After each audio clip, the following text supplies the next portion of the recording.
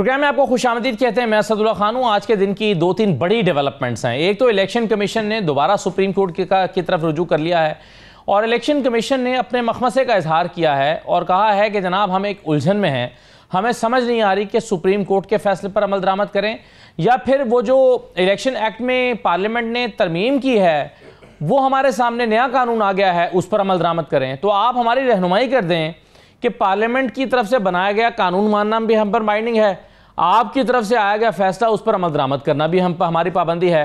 तो इन दोनों में से हम कौन सा काम करें, क्योंकि ये दोनों चीज़ें आपस में टकरा रही हैं। तो दोबारा मामला इलेक्शन कमीशन सुप्रीम कोर्ट के पास ले गया है। क्या वाकई ये जो उलझन इलेक्शन कमीशन जिस उलझन का शिकार है इसका कोई सुलझाव मुमकिन नहीं था कि उसे इलेक्शन कमीशन सुप्रीम कोर्ट के पास जाना पड़ा है? एक तो हम इस पर बात करेंगे। दूसरी बड़ी डेवलपमेंट यह है कि जस्टिस मंसूर अली शाह साहब के ख़त के जवाब में चीफ जस्टिस ने भी आज ख़त लिख दिया है। जो सवाल उठाए थे जस्टिस मंसूर ने कि कमेटी से जस्टिस मुनीब को क्यों निकाला गया और अगर निकाला भी गया तो फिर उनके बाद जो सीनियर मोस्ट जज थे जस्टिस याहिया अफरीदी उनको क्यों शामिल न किया गया, और उसके बाद जो 5वें नंबर के जज थे जस्टिस अमीनुद्दीन उनको शामिल कर लिया गया, तो इसकी वजह क्या है? तो इन तमाम बातों का जवाब देते हुए ख़त में चीफ जस्टिस ने जस्टिस मुनीब के ऊपर एक लंबी चार्जशीट भी लगा दी है और उनका जो तरीक़ाकार है काम करने का उस पर भी उन्होंने एतराज़ात उठाए हैं अपने इस ख़त में। तो अब चूंकि बहुत सारी चीज़ें जस्टिस मुनीब की तरफ आ गई हैं तो क्या एक और ख़त की तवक्को की जा सकती है और वो ख़त जस्टिस मुनीब अख्तर साहब की तरफ से हो सकता है? ये एक अहम सवाल है। फिर पीटीआई ने प्रैक्टिस एंड प्रोसीजर तरमीमी ऑर्डिनेंस को चैलेंज किया है सुप्रीम कोर्ट में। पहले भी चैलेंज किया गया था लेकिन अब पीटीआई ने खुद इसको चैलेंज किया है। तो अब देखिए ये कब फिक्स होता है समाअत के लिए। और एक और डेवलपमेंट सियासी उफुक पर यह है कि मौलाना फजलुर रहमान साहब जिन्होंने कल सहाफ़ियों से गुफ्तगू करते हुए कहा कि हम नई जो कॉन्स्टिट्यूशनल कोर्ट है उसके क़याम के तो हक़ में हैं, आज उसके बाद फिर पीटीआई ने मुलाकातें की हैं, दोबारा से आईनी तरमीम के लिए मुलाकातें शुरू हो गई हैं। तो पीटीआई और मौलाना में इस बात पर इत्तफाक हुआ है, अभी थोड़ी देर पहले ये खबर आई है, इत्तफाक हुआ है कि दोनों जमातें मिलकर एक मुसवदा तजवीज़ करेंगी हुकूमत को और कहेंगी कि हमारी तरफ से यानी अपोजिशन की तरफ से आईनी तरमीम का ये मुसवदा है जिस पे आप गौर कर सकते हैं। तो क्या मौलाना फजलुर रहमान की और पीटीआई एक पेज पर आ रहे हैं आईनी तरमीम के मामले पर? इस पर भी हम बात करेंगे। अली गौहर बलोच साहब हमारे साथ मौजूद हैं, पाकिस्तान मुस्लिम लीग नून के रहनुमा। बहुत शुक्रिया बलोच साहब, आपको खुशामदीद कहते हैं। शौकत बस्सा साहब हमारे साथ मौजूद है, तहरीक इंसाफ के रहनुमा। और जहांगीर जदून साहब हमारे साथ मौजूद हैं। जहांगीर जदून साहब आईनी माहिर हैं, कानूनी माहिर हैं। बहुत शुक्रिया, आपको भी खुशामदीद कहते हैं। अली गौहर बलोच साहब का मामला सुप्रीम कोर्ट में नज़रसानी की स्टेज पर है NA 97 पे, और शौकत बस्सा 163 से जो है वो सुप्रीम कोर्ट में खड़े होकर 2 दिन पहले कह रहे थे कि जनाब मैं फॉर्म 45 का MNA हूँ और मुझे जो है वो 3 नंबर के शख्स को जिता दिया गया है और मेरा मामला ट्राइब्यूनल में चलने नहीं दिया जा रहा। तो दोनों शख्सियात जो हमारे सामने मौजूद हैं, दोनों के मामला अदालतों में हैं अपनी अपनी सीट के लिए। तो ये जो आज जदून साहब आपसे शुरू करता हूँ, आज जो इलेक्शन कमीशन ने रुजू किया है सुप्रीम कोर्ट से कि जी हमें अब समझ नहीं आ रही, एक और इबाम मौजूद है। वो कहते हैं जब हमने पहले आपसे वजाहत के लिए ख़त लिखा था या दरख्वास्त डाली थी तो उस वक्त मामला यह था कि 6 अगस्त यानी 26 जुलाई को यह खत सुप्रीम कोर्ट से रजू किया था और 6 अगस्त को फिर ये इलेक्शन एक्ट में तरमीम हो गई। तो अब वो कहते हैं कि अब नई सिचुएशन है, अब हमें दोबारा वजाहत की ज़रूरत है, अब बताइए हम क्या करें? वो अपना एक आम जुबान में मिसाल है कि बंदा अंदर से खुद ठीक ना हो तो वो कहता है ये भी खराब है। भाई जो फैसला करना है करें, जजमेंट आपके सामने पड़ी हुई है। तो इलेक्शन कमीशन की तो मुझे समझ नहीं आती। नहीं, लेकिन बड़ा जजमेंट तो सामने पड़ी हुई है, पार्लियामेंट ने कानून भी तो बना दिया ना सर अब और स्पीकर ने खत भी लिख दिया है, तो दोनों एक चीजें तो है ना उनके सामने। जो इलेक्शन कमीशन के अंदर बंदे बैठे हुए हैं वो कोई 25 साल या 30 साल के या छोटे बच्चे तो नहीं, 18 साल से कम के। उनको समझ नहीं है कि एक रिटायर्ड जज हैं, 2 सीनियर वकील हैं, तीसरा जो है चौथा बंदा मतलब सारी उम्र ब्यूरोक्रेट रहा है। असल काम यह है कि इलेक्शन कमीशन को अपनी आईनी जिम्मेदारी पूरी करनी चाहिए इर्रिस्पेक्टिव ऑफ एनी एफिलिएशन और any inclination to any party.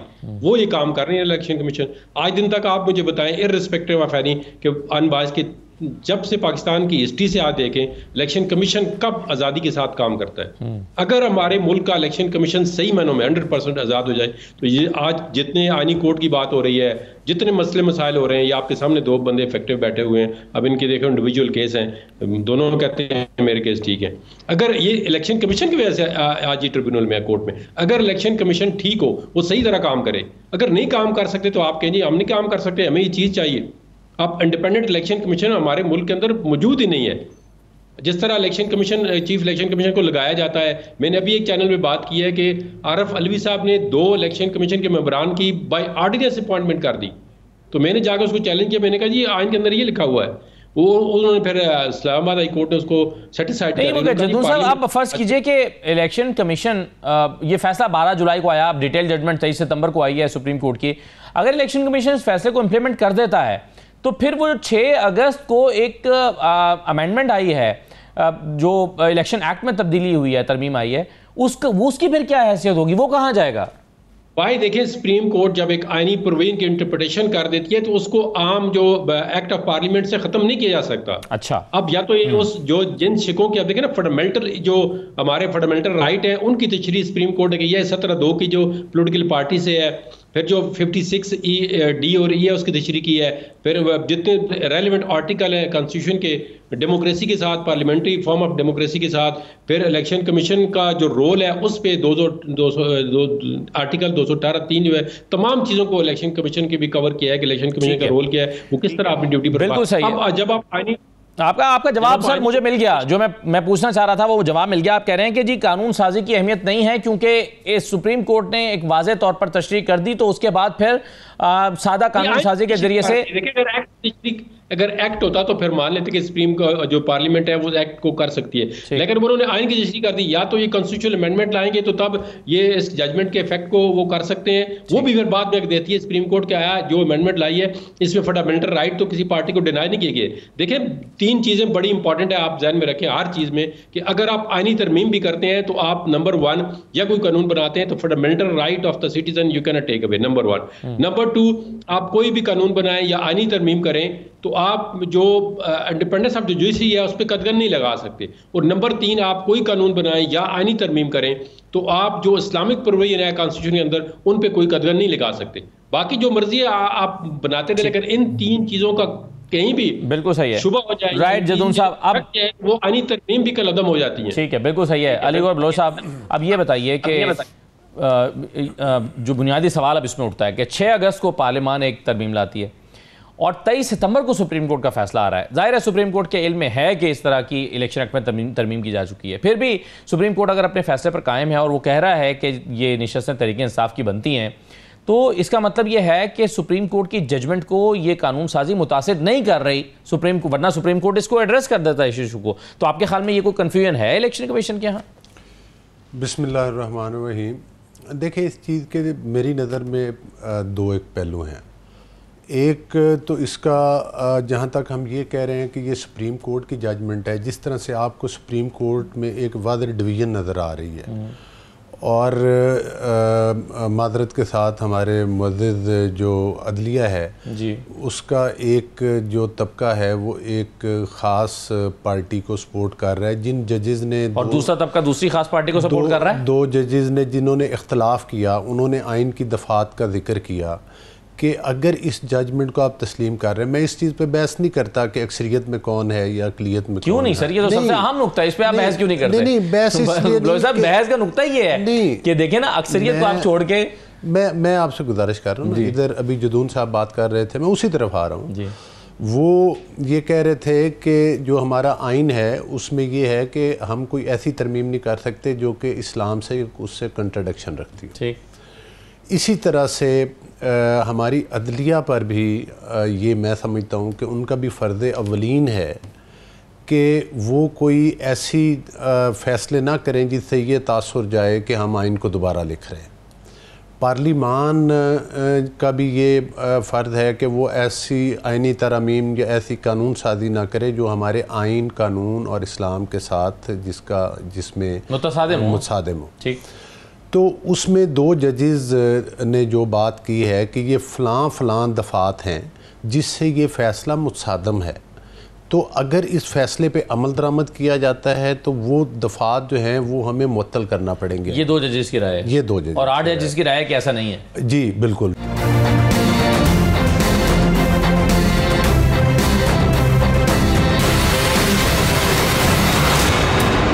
फिर 8 जजेस की राय मानेंगे या 2 जजेस की? दूसरी बात ये है सर, इसका जवाब तो इसका जवाब तो दे देना। आप 8 जजेस की राय मानेंगे या 2 जजेस की? नहीं, मैं क्या दुनिया में कहीं ये कानून नाफिज हो सकता है कि 2 जजेस की राय मान लें? पहली बात तो ये कि मेरे और आपके मानने या मानने से नहीं है, बात है इलेक्शन कमीशन की। वो भी एक आईनी इदारा है। इलेक्शन कमीशन ये फैसला करे कि उसने कानून और आइन के मुताबिक कौन सा रास्ता इख्तियार करना है।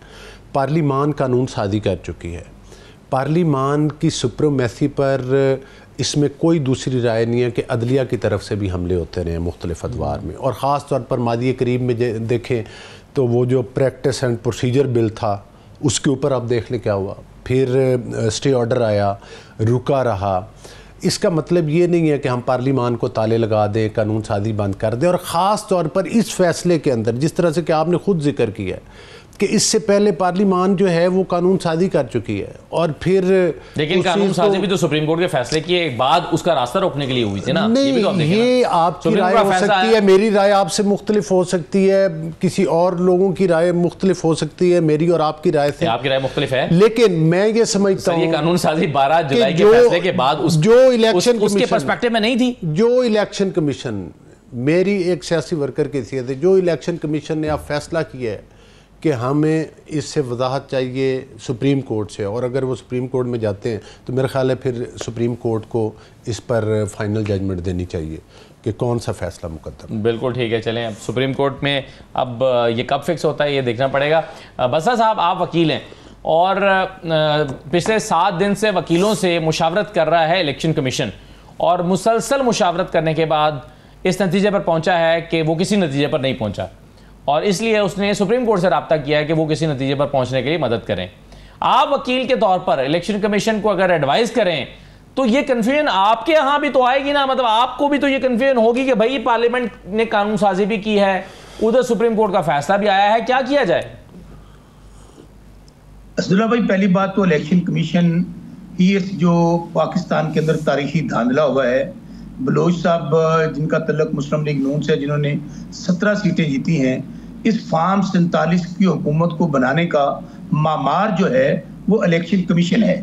इलेक्शन कमीशन ही हमारा सबसे बड़ा मुल्ज़िम और मुजरम है। अगर आप सुप्रीम कोर्ट की फुल कोर्ट की तरह जजमेंट देख लें, उसके बाद तो फौरी तौर पर मैं समझता हूँ 2 चीफ इलेक्शन कमिश्नर को और मेंबरान को मुस्ताफी हो जाना चाहिए था, और इन पर आर्टिकल 6 की कार्रवाई होनी चाहिए थी। हमारी पार्टी वैसे इनके खिलाफ ऑलरेडी रेफरेंस दायर कर चुकी है, और मैं आपको इंश्योर करता हूँ कि ये जजमेंट आने के बाद हम इनके खिलाफ आर्टिकल 6 की कार्रवाई मूव करने जा रहे हैं। दूसरी बात, मेरी गुजारिश ये सुने कि जो जदून साहब ने बात कही है उनकी बात को आगे बढ़ाते हुए, ये सुप्रीम कोर्ट का फैसला है, सुप्रीम कोर्ट के फुल बेंच का फैसला है, और उसको सिर्फ सुप्रीम कोर्ट का फुल बेंच ही तब्दील कर सकता है अपने रिव्यू में जाके, अगर वो करे। अदरवाइज बाउंड है इलेक्शन कमीशन इस फैसले पर अमल करने का। सो इसमें बिल्कुल क्लैरिटी के साथ मैं बतौर एक वकील के भी, बतौर एक सियासी कारकुन के भी मैं ये समझता हूं। तरतीब क्या होगी बादशाह साहब, इसकी तरतीब क्या होगी कि पहले वो क्लैरिटी ले सुप्रीम कोर्ट से, या पहले इंप्लीमेंट करे और बाद में जाकर उसकी क्लैरिटी ले और उसको क्लियर करे, और या रिव्यू? असदुल्ला भाई, मैं फिर आपको कह चुका हूं, इलेक्शन कमीशन तो ही जिम्मेदार है इस पूरे पाकिस्तान में धांधले का। जो इमरान खान साहब कहते हैं 2 मेन एम्पायर हैं, जिन लोगों ने ये तमाम जाली इलेक्शन और जाली निजाम खड़ा किया है। आप मुझे बताइए। अच्छा चलें, ये आपकी राय है ना सर, ये तो आपकी राय है और ये पॉलिटिकल राय है, लेकिन मैं मुझे ये बताइए सर कि आपने आर्टिकल 6 की बात की ना सर, बसा साहब आप आर्टिकल 6 की बात कर रहे हैं। आईनी इदारे के सरबराह के खिलाफ तो आर्टिकल 6 लग ही नहीं सकता ना, रेफरेंस मूव हो सकता है और कोई आईनी तरीके हो सकते हैं, लेकिन आर्टिकल 6 कैसे लग सकता है चीफ इलेक्शन कमिश्नर के खिलाफ? मैं बताता हूं, जब आईने पाकिस्तान के अंदर आर्टिकल 6 क्या है, ये जदून साहब आपको दोबारा मेरे से ज्यादा समझा सकेंगे। वो ये है कि जब आप आइन पर अमल नहीं करते और आइन को तोड़ते हैं तो आपके ऊपर आर्टिकल 6 लगता है। जो अभी जो अपना चेयरमैन है, जो बिल्कुल मैं कह रहा हूं कि जो अंपायर नंबर 2 है, कासिम सूरी साहब पे भी लगेगा। बसा साहब फिर आप क्या कहेंगे? मेरी गुजारिश सुन लेना, किसने रोका सदर पाकिस्तान पे भी लगेगा, साबिक सदर पे? सर मेरी गुजारिश सुन लेना, आज इनकी फॉर्म 47 की बेशक जाली हुकूमत है, ये बिस्मिल्लाह करें तो शुरू करें फॉर्म उनके खिलाफ आर्टिकल 6 की कार्रवाई। इनको तो ये भी करना चाहिए कि परवेज मुशर्रफ उनके खिलाफ आर्टिकल 6 लगाना चाहिए था। जनरल ज़ियाउल हक जो कि इनकी जमात का मामार था, जिसने इनको पाला पोसा बड़ा किया, बल्कि वो तो कहता था कि शरीफ बरादरान मेरी रूहानी औलाद है, मेरी उम्र भी इनको लग जाए, उनके खिलाफ भी आर्टिकल 6 कार्रवाई शुरू करें। जिसने पाकिस्तान का आइन तोड़ा है उनके खिलाफ जब तक आर्टिकल 6 की कार्रवाई नहीं होगी, मैं ये समझता हूं कि पाकिस्तान आगे नहीं बढ़ सकता, क्योंकि वाहिद हल वो है आईन पाकिस्तान पर अमल कर रहा। दूसरी बात, इस पार्लियामेंट की क्या हैसियत है सर? लेकिन आप बात कर रहे हैं जी, कानून आइन को तोड़ देना, मुअत्तल कर देना, उठाकर साइड पर रख देना और आइन की किसी शिक पर अमल ना करना, ये दोनों अलग अलग चीजें हैं ना। आप दोनों पर कैसे आर्टिकल 6 लगा सकते हैं? नहीं, दोबारा मैं आपको क्लैरिफाई करता हूं। इस सुल्तान सिकंदर राजा का सबसे बड़ा जुर्म क्या है कि सुल्तान सिकंदर राजा ने, अगर आप चट्ठा साहब, मेरी तो दुआ है कि अल्लाह ताला उनको किसी ना किसी तरीके से, इंशाल्लाह वो जरूर वक्त आएगा किसी अदालत में पेश होंगे। मैं ये कहता हूं कि सुल्तान सिकंदर राजा, इलेक्शन कमीशन का काम क्या होता है? इलेक्शन कमीशन का काम होता है फेयर एंड फ्री इलेक्शन करवाना, और वो क्या कर रहे हैं? जब सुप्रीम कोर्ट हो सकता है उसमें कामयाब ना हुए हो, वो हो सकता है वो ना करवा पाए हो। चलें, मैं बसा साहब ये आपने जो इनिशिएट किया ना नुक्ता, मैं जदून साहब से जरा इसकी राय मालूम कर लेता हूं। जदून साहब, क्या चीफ इलेक्शन कमीशन, वो सिकंदर सुल्तान राजा हो, एबीसी कोई भी हो, इस ओहदे की मैं बात कर रहा हूं, मैं शख्सियत की बात नहीं कर रहा, कोई शख्स जो चीफ इलेक्शन कमिश्नर हो, जदून साहब, उस पर आर्टिकल 6 लग सकता है? देखें, जितने भी गवर्नमेंट फंक्शनरीज होते हैं या जो कॉन्स्टिट्यूशनल पोस्टें होल्ड करते हैं, उनका जो मैंडेट होता है वो कॉन्स्टिट्यूशन में लिखा होता है, या जो रूल ऑफ बिजनेस होते हैं। तो ये तो पाकिस्तान के अंदर डेली देखें, कोई लोग लॉ वायलेट कर रहे हैं, कोई आइन वायलेट कर रहे हैं, तो आर्टिकल 6 तो हर एक बंदा कहता है जी फलाने पे लगा दें। लेकिन जिन लोगों पे आज दिन तक लगना था, जिन्होंने पाकिस्तान का जो है आइन उसको मुअत्तल कर दिया, हेल्ड इन एबेंस किया, फंडामेंटल राइट को सिरे से ख़त्म कर दिया या उनको इमरजेंसी प्रोविजन के ज़रिए सस्पेंड कर दिया, उन पे तो आर्टिकल 6 लगा के भी कुछ नहीं हो सका। जिन पे थोड़ा बहुत लगाया उसके पे हम कुछ नहीं कर सका। तो बाकी देखें, इन पे मिसकंडक्ट लग सकता है कि इन्होंने किसी लॉ के वायलेशन किया इंटेंशनली, और उस वायलेशन के सूरत में इन्होंने किसी को बेनिफिट दिया है, वो मिसकंडक्ट में आता है। जो सुप्रीम जुडिशल काउंसिल है उसमें उनकी कार्रवाई हो सकती है, जिस तरह एक जज के खिलाफ होता है। अब जज मिसाल के तौर पर कोई अगर आइन के मुताबिक फैसला नहीं करता या कोई ऐसा मिसकंडक्ट उसके अगेंस्ट होता है, उस पर आर्टिकल 6 तो नहीं लगा सकते आप। ये बिल्कुल मैं आपको फेयर ओपिनियन देता हूँ। ये तो एक पोलिटिकली चीज़ होती है ना, हर बंदा कहता है जिस पे आर्टिकल 6 लगा दो। आर्टिकल 6 लगाने का प्रोसीजर क्या है, उसकी रिक्वायरमेंट क्या है, वो किस तरह साबित होगा, किस तरह लगेगा, ये बहुत लंबा चौड़ा प्रोसेस है। दूसरा सवाल, अब जदून साहब, दूसरा सवाल यह है कि फर्ज कीजिए अब जस्टिस मंसूर साहब ने जो जजमेंट लिखी है 23 सितंबर को हमारे सामने आई है, 8 रुकनी बेंच 8 जजेस की जो जजमेंट थी, जिसके ऑथर जज जो हैं वो जस्टिस मंसूर हैं, उसमें कॉन्सिक्वेंसेस का जिक्र हो रहा है कि अगर फैसले पर अमल दरामद नहीं होगा तो कॉन्सिक्वेंसेस होंगे। कॉन्सिक्वेंसेस क्या होंगे अगर इलेक्शन कमीशन जजमेंट पर अमल दरामद नहीं करता? देखें, जब तक सुप्रीम कोर्ट इलेक्शन कमीशन की कोई जरूरत नहीं है कोई जजमेंट तस्लीम न करे, गवर्नमेंट देखे ना, आप पीछे जरा थोड़ा सा मुझे टाइम दे, पीछे हिस्ट्री देखें। सारी दुनिया को पता है कि 5 जजों ने जो नवाज शरीफ के खिलाफ फैसला किया था वो गलत था। वो 2 मिनट में प्राइम मिनिस्टर हाउस से बाहर चले गए। इसी इलेक्शन कमीशन ने within no time denotify किया, as a member of the national assembly denotify किया, हर चीज उन्होंने मिनटों में की है। देखो, इलेक्शन कमीशन चलता है डायरेक्शन पे, अभी उनको डायरेक्शन नहीं है इस तरफ, तो वो नहीं चल रहे। ये तो मतलब कोई बंदा कहता है जी इधर है उधर है, बेशक वो आर्गूमेंट करता रहे। इलेक्शन कमीशन हमेशा डायरेक्शन पे चलता रहा है, और आज भी इलेक्शन कमीशन जो है ना वो डायरेक्शन पे चल रहा है। ये देखें ना, इस तरह नहीं हो सकता कि आप एक जजमेंट को इम्प्लीमेंट न करें। होता कौन है इलेक्शन कमीशन ना इम्प्लीमेंट करने वाला? उसको जिन्होंने कहा हुआ है कि बस आप करते रहें, आस्ता आस्ता इधर करें उधर करें, ओपिनियन ले लें, टास्क करें, वो सारी दुनिया को पता है। जजमेंट पर अमल दरामद होना चाहिए, बिल्कुल ठीक है। देखें, जजमेंट गलत सही ना, जजमेंट पे अमल देखे ना, यूसुफ रजा गिलानी को उन्होंने बैठे बैठे जो है ना वो राइजिंग ऑफ द कोर्ट की सजा देके प्राइम मिनिस्टरशिप से उतार दिया। उन्होंने कहा मैं प्राइम मिनिस्टर हूँ। देखें, जजमेंट पे अमल करना गलत सही, आप उससे डिसएग्री करते हैं, आप उससे एग्री करते हैं। जब किसी के खिलाफ भी फैसला आता है तो एक के खिलाफ होता है, दूसरे के हक में होता है। ठीक है, जो बंदा अदालती फैसले पर अमल करना पड़ता है। सही है, बिल्कुल ठीक। एक मिनट जी सर, देखिए, मैंने उससे एग्जांपल दिया, हमारे रोजाना सुप्रीम कोर्ट के अंदर केस होते हैं, जज हमारे खिलाफ फैसला करते हैं। हम अगर पार्टी को ये कह देंगे कि इनका ऑर्डर नहीं मानना है आपने, तो ये देखें ना, फिर इस तरह निज़ाम कोलैप्स कर जाता है। एक आप इंस्टीट्यूशन को ख़त्म करना चाह रहे हैं। सुप्रीम कोर्ट के अभी मेरे भाई बलोच साहब ने बात की, 2 जजों ने, उन्होंने मिसकंडक्ट किया। 2 जजों ने, उन्होंने डिसेंटिंग नोट देनी थी, बेशक 10 दफ़ा देते जी कि हम इससे एग्री नहीं है, हमारा ये फैसला है कानून के मुताबिक, लेकिन उन्होंने ऑब्स्ट्रक्शन ऑफ जस्टिस कर दी। उन्होंने कहा जी इनका गैर आईनी आर्डर न माने आप। देखिए इस तरह की आप एक इदारे के अंदर जो है काम करते हैं, अगर एक पार्टी का जो MNA बैठा हुआ, जो मिनिस्टर बैठा हुआ, वो क्या जी प्राइम मिनिस्टर का आर्डर न माने, तो भाई आप उधर एज ए मिनिस्टर क्या काम करेंगे, अपने घर जाओ। बिल्कुल सही है सर, भाई इंपॉर्टेंट नुकता ये है। और जैसे मंसूर साहब का कल हमने बयान भी सुनाया था, जो चंद हफ्ते पहले कहा था, जिसमें उन्होंने कहा कि जी इस तरह हो ही नहीं सकता कि सुप्रीम कोर्ट के फैसले पर अमल दरामद ना हो, इस तरह तो निज़ाम चल ही नहीं सकता। एक ब्रेक लेते हैं, ब्रेक के बाद वापस आते हैं।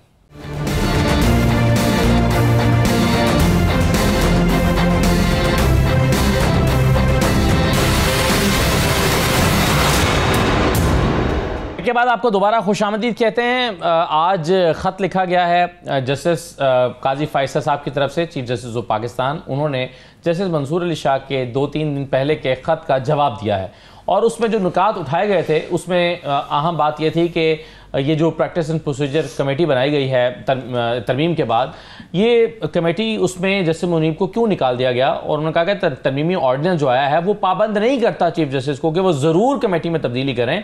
चीफ जस्टिस को इख्तियार जरूर दिया गया है कि वो तीसरे जज को अपनी मर्जी का रखें, लेकिन वो मुनीब अख्तर भी हो सकते थे जो ऑलरेडी कमेटी के मेंबर हैं, तो उनको हटाया क्यों गया। तो आज उसकी पूरी वजाहत की है काजी फैसल साहब ने कि उन्हें क्यों हटाया गया, कि उनका लहजा दुरुस्त नहीं है, उनका लहजा बहुत दुरुस्त है, जो अपने सीनियर्स के साथ रवैया ठीक नहीं है, वो काम पूरा नहीं करते हैं, वो 11 बजे उबूरी ऑर्डर जारी करके उसके बाद काम नहीं करते। फिर बहुत अहम बात उसमें जो ज़राए से हमारे सामने ख़त आया है, उसमें बहुत अहम बात यह है कि जस्टिस मुनीब जो हैं वो छुट्टियों में अदब दस्तयाब रहे।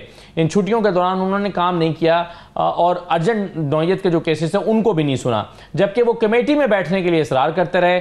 और ये भी कहा गया है कि ये अदम एतमाद का इजहार था जैसे याया अफरीदी पर, कि वो उन्हें बैठना नहीं देना चाहते थे और ख़ुद बैठना चाहते थे।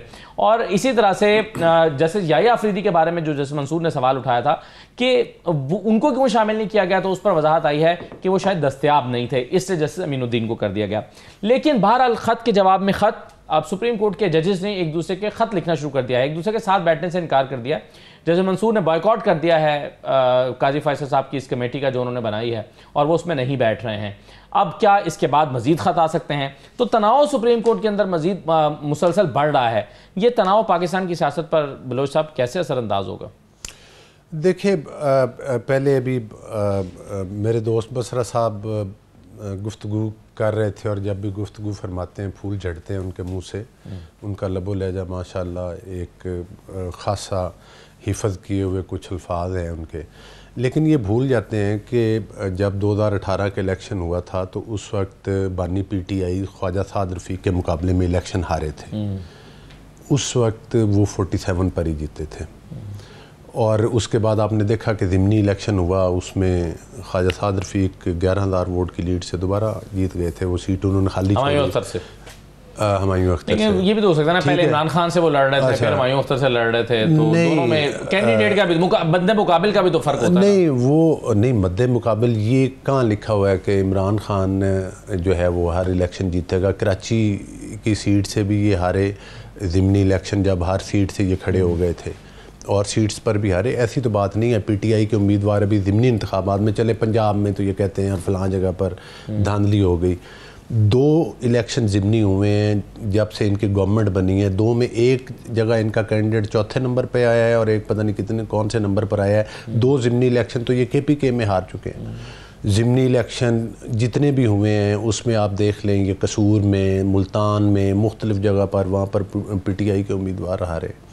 तो ये जो कहते हैं ना, आप इनके मुंह से सुनने, तकरीर यहाँ से शुरू करते हैं कि 90%, बल्कि 90% भी नहीं कहते, 99% अवाम, 100% अवाम जो है वो मतलब है कि बानी PTI के साथ है और PTI के साथ है। तो ये बातें तो फिर आप हवा में तीर चलाने, आपकी अपनी ज़ुबान है, आप जो मर्ज़ी कहते रहें। और अगर आप इतने आइन और कानून के पाबंद थे, इतने ही थे, आपके जो बानी हैं वो अंपायर की उंगली की बात नहीं करते रहे। इनके जो कायद है इनसे पूछें कि वो RTS सिस्टम के ज़रिए उन्होंने फ़ायदे नहीं उठाए। उन्होंने किस तरह से जहाज़ों में भर के वोट लाए गए और किस तरह से उनकी हुकूमत बनी, और वो ख़ुद कहते रहे कि मेरी तो असम्बली के अंदर कानून पास कराना हो तो लोगों को भेजा जाता है। तो ये छोड़ दें कि ये आइन और कानून की जाग लड़ रही है। अब आ जाएं सुप्रीम कोर्ट वाली बात की तरफ। जी, जदून साहब भी बैठे हैं माशाल्लाह, बसरा साहब भी ज़ाहिर है कि लॉ किया हुआ है और सारे मामलात को समझते हैं। मैं समझता हूँ आपको कि मगर शक है उनके, उन्होंने नहीं, मुझे कतई शक नहीं है उनकी जहानत के ऊपर। वो इतने ज़हीन हैं तो वो कहते हैं ना कि मैं मतलब है वो मतलब उनके मंतक ज़रा सुने। वो कहते हैं कि मैं तीसरे नंबर पर आया हूँ, मैं जीता हूँ, दूसरे नंबर वाला भी नहीं जीता। फॉर्म 45 की बात करें ना, वो ठीक है, उनका जो भी उनका मौक़िफ़ होगा तो चले कम से कम दूसरे पर ही आ जाते। इस्लामाबाद में एक हल्का है, अच्छा, अगर आमिर मुगल वाले हल्के का पता है आपको? हाँ। वो एग्जैक्टली जो वोट है सिर्फ वो तब्दील कर दिए, नंबर वही रखा है। हाँ। आमिर मुगल के वोट उठा के दे दिए हैं आपके जो अंजुम वकील को, और अंजुम वकील के वोट आमिर को डाल दिए, और सिर्फ ये फर्क करके एंड में। और ये अपेरेंटली ये क्लैरिकल मिस्टेक लगती है। इन चीज़ों का मैं और आप डिसीजन तो नहीं दे सकते, राय दे सकते हैं नहीं, वो तो क़यामत तक शायद ना हो। अच्छा, असेंबली खत्म हो जाती है हमारे पाकिस्तान में, तो ये रिकॉर्ड। अब मैं कहूँ आरटीएस सिस्टम सारा कुछ है, लोगों को पता है, पूरे पाकिस्तान को आप कह रहे हैं कि 2018 के इंतखाबात का बदला आपने इस दफा लिया है। अगर 2018 की धांधली का बदला लिया है। मैं बात कर रहा, मैं ये कह रहा हूँ, ये इन्होंने सारे पूरे पाकिस्तान के सियासतदानों को ये चोर चोर कहते हैं। ऐसा ही है मौलाना साहब के बारे में चोर कहते हैं, बात तो नहीं हम नहीं कहते आप। नहीं, हम इन्होंने एक स्लोगन होता है ना, एक स्लोगन दिया कि हम दूध के धुले हुए फरिश्ते आए, हमसे पहले जितने सियासतदान हैं वो सब चोर डाले। आपने नैरेटिव बनाया कि नहीं ये भी करप्ट है? नहीं, हमने नैरेटिव बनाया, हमने साबित किया कि ये चोर और डाकू हैं। हमने तलाशियां ली, हमने इनकी जेबों से तोशा खाना की जेली रसीदें बरामद करवाई, तस्लीम करवाई कि ये जेली रसीदें। वो तो खुद दुकानदार ने कहा कि भाई ये जेली रसीद है। अभी आपको पता है तोशा खाना में कल क्या हुआ है? कल वो आसिफ जरदारी साहब को, नवाज शरीफ साहब का, वो उन्होंने कहा कि जी ये चूंकि 80 मिलियन बनता है, 500 मिलियन की उसमें पूरा नहीं आता, तो इसको आप ये अदालत का दायरा इख्तियार नहीं बनता, इसको वापस नैब के पास। अच्छा, इनका दौरा में तो ये तोशा खाना तो नहीं, दौरा में यार देख रहे खान साहब उधर गए कि ठीक है जी, वो अपना मैं तो उन्होंने मुखालफत की ना, वो उस केस की जो यही जो अमेंडमेंट्स की गई थी नैब में, इधर फैसला हुआ है। रात को वकला दरखास्तें लेके पहुंच गए थे उनसे खान साहब के केस में। वो मैंने आप कहते हैं कि भाई मैंने इस केस के मैं अदालतों से फैसला करवाऊंगा, मैं इससे मुस्तफीद नहीं होऊंगा। मुझे याद है मुख्तलिफ केसेस में कुछ लोग ऐसे थे जो अदालतों में भी गए थे। जब हम बात करते थे ना वो NRO की, जब पीपल्स पार्टी का टाइम था, कुछ केसेस में यूसुफ रज़ा गिलानी भी गए थे कि मैं अदालत के ज़रिए करवाऊंगा। इस तरह से और लोग भी हैं हमारे। लेकिन बहरहाल ये तो फिर कैटेगरी के लिए कहते हैं ना, मैं आपको फरिश्तों की हालत, हम तो गुनाहगार इंसान है, हो सकता है कहीं गलती हुई हो। सही है, ये फरिश्ते, ये बात आपकी दुरुस्त है। ठीक है। अच्छा, एक और मजे की बात, मैं अपनी बात ख़त्म करते हुए, एक टाइम था कि एक तरफ काजी फ़ायद ईसा साहब है, जो ही वो आए उन्होंने कमेटी बनाई, उन्होंने कहा कमेटी फैसला करेगी कि केस किधर लगेंगे, क्या होगा, क्या सूरत हाल। एक वो वक्त था कि एक फर्द वाहिद बंदयाल साहब, जब कमेटी में सीनियर सीनियर तरीन जजेस को कॉर्नर किया हुआ था और चंद जूनियर जजेस के जरिए मखसूस बेंच के फैसले करवाए जाते थे। नहीं, आज आपने तरमीमी ऑर्डिनेंस के जरिए दोबारा इख्तियार चीफ जस्टिस को मुझे बताएं, काजी फ़ायद ईसा साहब ने लाइव पूरी हियरिंग सुनवाई है कि नहीं सुनवाई?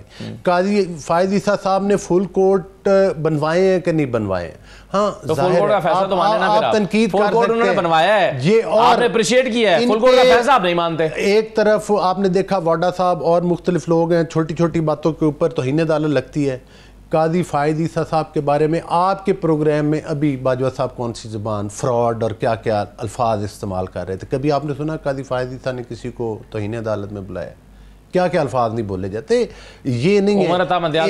जैजुल हसन साहब के बारे में ये टोला है, नहीं ये करप्ट है, ये तीन का गैंग है, को बुलाया तो सर ये मरीम नवाज ये जलसों में क्या करती थी? नहीं, देखिए तो क्या उस वक्त बुलाया गया था सियासतदानों को?